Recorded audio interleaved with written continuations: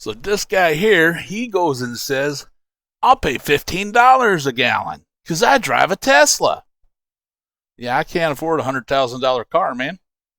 I'm not one of these talking heads on TV that gets millions of dollars for looking pretty and saying stupid stuff to a camera. No, I'm just a guy that lives out in the woods and has to pay for shit myself. Not only that, but I have to spend a lot on a Tesla to be able to make it from my house into town, run around, do all the crap that I got to do in town, and then drive all the way back to my house on a single charge because it's too damn far for the cheap ones. It just ain't happening. So little Mr. Obey can just drive his Tesla and stop telling me how to live. He doesn't matter to me. Then I see this out in the People's Republic of California. Yeah, drive your electric car, but the grid can't handle it.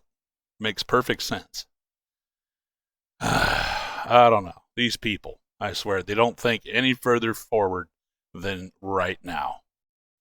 The only thing they care about is, does it feel good? Does it make me look good? Is it a virtue?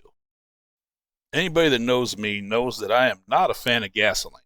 However, I'm not a complete idiot.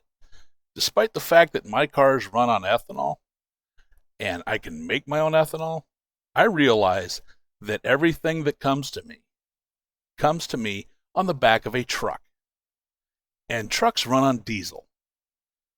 So if the cost of diesel goes up, then the cost of getting all of my stuff here also goes up. Because trucks are the lifeline of the country. Now, the last time gas was $4 a gallon, 2005 to 2014, this guy here came on the TV and said, ethanol may be causing your grocery bill to go up. Not thinking about, diesel being $6 a gallon would cause it to go up more than us making some fuel from corn that, we grow here in the U.S. But, he kind of got in trouble for saying that he did things that he didn't actually do, that he, was trying to take credit for. So if the fuel to get it to you costs a lot more, that's at the end of the production run. That's right before you get it. So that's passed on to you. So your food costs more. And if your food costs more, then you don't have as much money to spend on vehicles or housing or something like that. Whose higher food price is going to affect more? The people that would buy this book, Microwave Cooking for One. The people that are alone, that don't have anybody supporting them, that are on a fixed income, most likely. So if you're paying a whole bunch for food and fuel, you're going to end up driving a piece of shit like this. Or something similar. Something that gets decent mileage, gets around, barely runs, and it's just going to be a heap of crap that you're just sinking money into left and right because you can't afford a $100,000 Tesla. So what's your solution? What are you going to do? Take the bus? What if you don't have a bus? What if there's no bus to be taken? That's what they're going to tell you. They're going to tell you, well, if you can't afford an electric car, then you shouldn't drive a car. Well, that means you can't live in a place where it's wide open spaces. If you have a commute, if you have distances in between where you need to be, you can't live there. Or you have to take the bus. And if there's no buses, then you're kind of screwed, ain't you? Can't afford gasoline, can't afford a car. No buses available.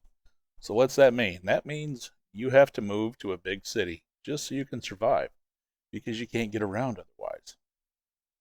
Doesn't that sound like so much fun? I guess if you already live in a big city, it's kind of a moot point. I don't want to live in a big city. I don't want to live anywhere near one. The way I see it, you live in a city, you are dependent on everything being brought to you, because you can't make your own food. You can't make your own fuel. You can't do anything without them allowing you to. You can't own a house unless they allow you to own it. So you're kind of stuck, and everything has to be brought to you. So, might sound like a fever dream, but what happens if the trucks stop running, the power goes out, and there's no more buses, no more fuel, and no more food? and the city's just kind of there, and you're stuck with all those other millions of people. I suppose a high place would be a inviting place to go to get away from it all and, you know, have a little flying lesson. Didn't we just have a problem where we couldn't get enough toilet paper and hand sanitizer and things like that? So how much of a stretch is it to assume that the power's going to stay on, or there's going to be food showing up on a truck? Because when diesel's like $12 a gallon, 15, 20, whatever they want to make it, it's going to be kind of hard to get trucks into the city, and the stuff that they bring is going to be stupid expensive.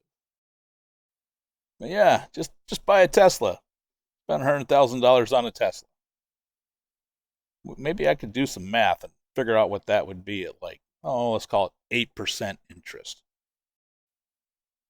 Comes out to around $2,100, $2,200 a month, not including your insurance. You can do a lot with $2,000 a month.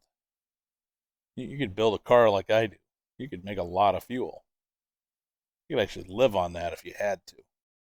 A lot of people live on a lot less than that. And they want you to buy a $30,000 to $120,000 Tesla just so you can get around. Man, these people are so out of touch. God, it just makes you wonder, what are they thinking? I know what they're thinking, and you might be thinking, the sweaty fat guy's on a bunch of drugs. Or maybe they are. I'm not. I've just been listening to what they've been saying and figuring out from there. Because it's not like they don't tell you what they're planning. Yeah, I'm kind of an optimistic pessimist, or maybe a pessimistic optimist. It could always get worse, but it's probably going to suck. That's kind of the way I see things. Might get better, but probably not. So I do what I can do and do the things that I want to do. And I just ignore what they're trying to tell me to do. Because I can decide for myself. I don't need a babysitter. Teslas are fast. They're sort of cool, kind of, but just not my thing.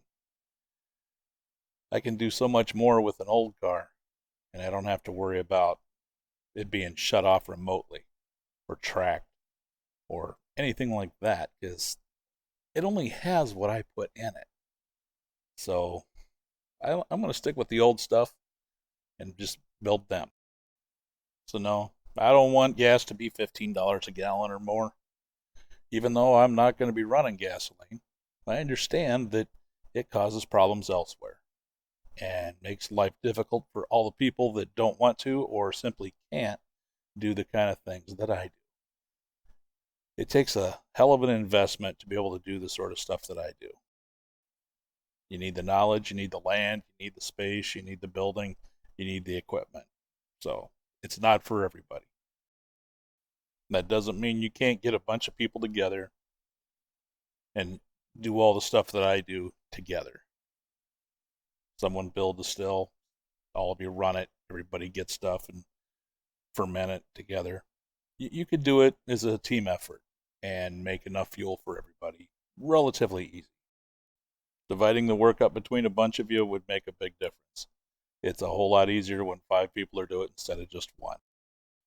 I guess it kind of comes down to what are you willing to do to keep your own sanity and your own autonomy and not have somebody else telling you what you can and cannot do, where you can live, what you can own, where you can go.